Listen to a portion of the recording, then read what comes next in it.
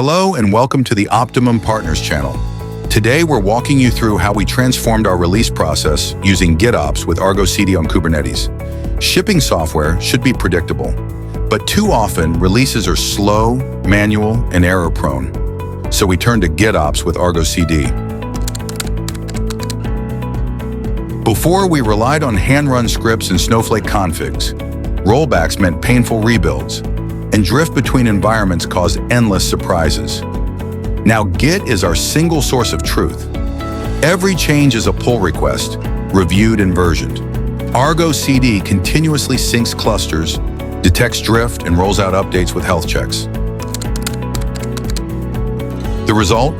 Faster releases, safer rollouts, and environments that always match what's in Git. We've seen zero-drama rollbacks, just revert a commit, and hot fixes flow from staging to prod with the same image digest. No surprises. This is the future of DevOps, predictable, auditable, and safe. With GitOps and Argo CD, we don't just deploy, we ship with confidence. Like this insight, share it with your team, and don't forget to subscribe for more. Thanks for watching. See you in the next one.